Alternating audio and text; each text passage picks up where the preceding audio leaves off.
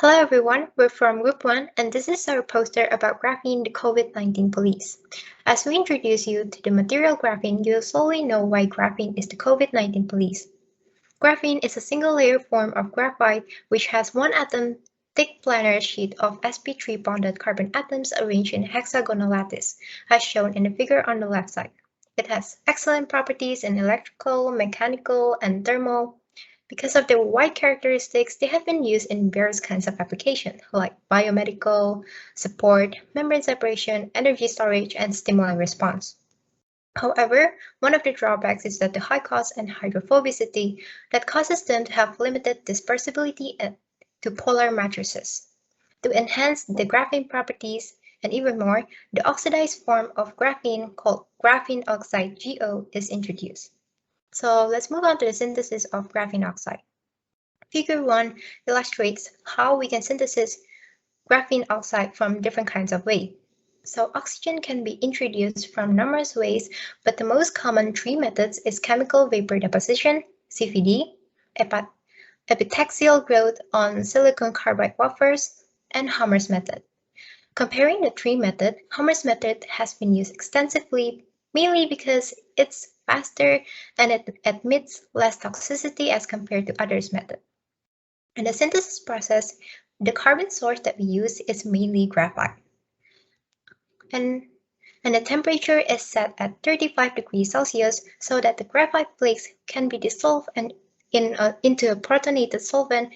We can use the sulfuric or phosphoric acid or even both of them. So together with a strong oxidizing agent, KMnO4, the mixture is then treated with hydrogen peroxide to remove the metal ions from the oxidizer, and then the resulting solid is the GO will be then separated and treated with dilute hydrochloric acid to remove the unwanted metal species. And now let's move on to the properties of graphene oxide. So GO has similar structure with graphene, but the difference is there's a presence of OH, COC, CO, and COH group. The presence of hydroxyl group in GO provides higher solubility because GO can be hydrophilic, allowing for a better interfacial interaction between the polar polymer matrices. Their properties are also enhanced better in mechanical and electrical properties. And because the enhancement in electrical properties, GO has been used in different kind of detection of diseases like Zika, influenza, H1N1, and even COVID-19. With the increase of pandemics, medical fields has been trying to detect virus more efficiently. So PCR or RT-PCR have been mostly used in the detection of COVID-19. However, the high cost and the need of advanced materials encourage scientists to research more for cheaper and better alternatives.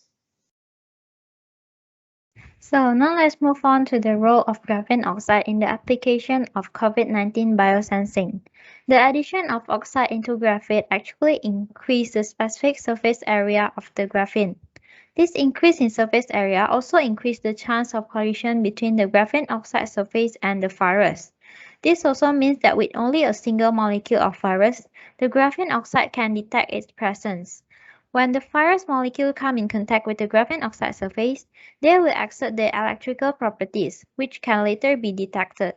To further increase the signal amplification, they can also be combined with other nanomaterial electrical properties to the graphene oxide. The graphene oxide is also negatively charged, making it easier for the positively charged virion to collide with the graphene oxide surface. Besides this, graphene oxide has also been reported to have antiviral activity against coronavirus.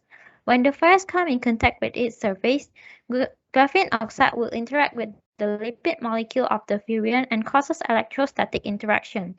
The electrostatic interaction causes absorption of graphene and rupture of the liposome of the virus. Now let's move on to the recent advancement used for graphene oxide to fight COVID-19.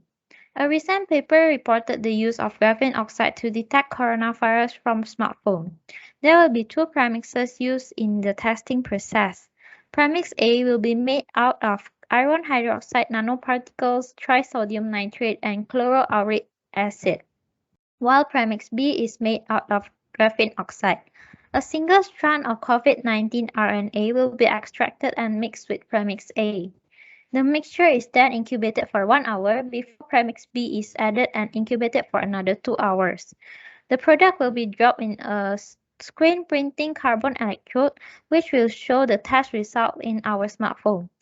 The test units show 100% efficiency and selectivity towards COVID-19 virus, and thus they can be used for an alternative of RT-PCR test, which is very expensive.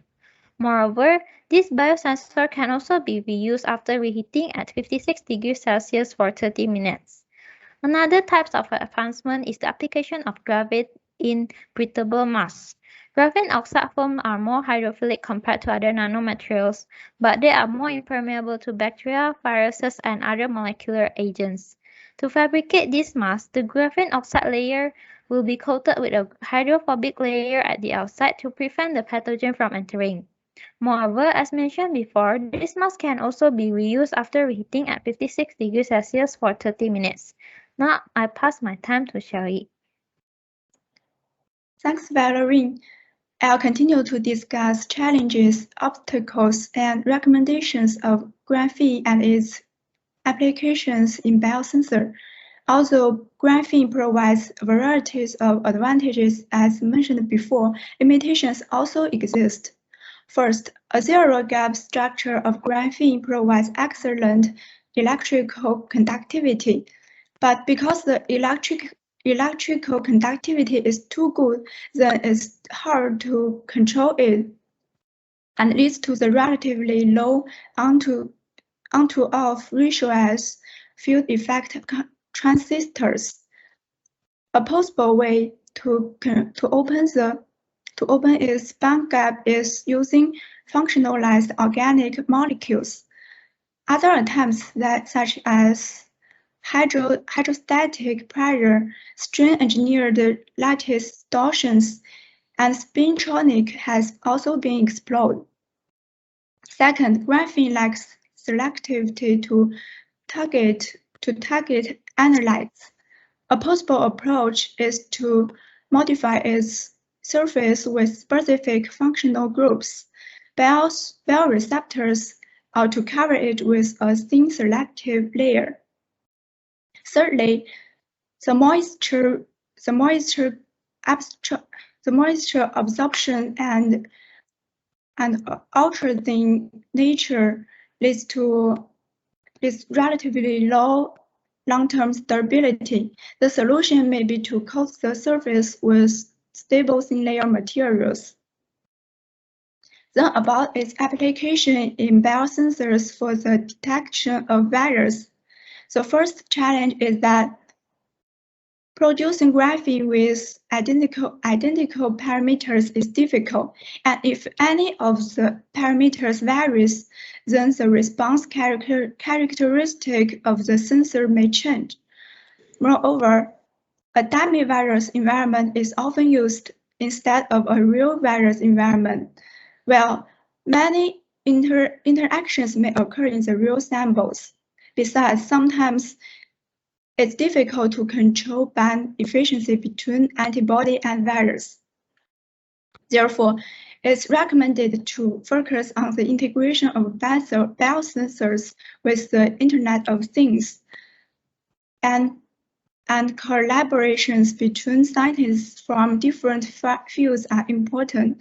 Last but not least, cost-effective and easy fabrication methods with excellent uniformity should be developed.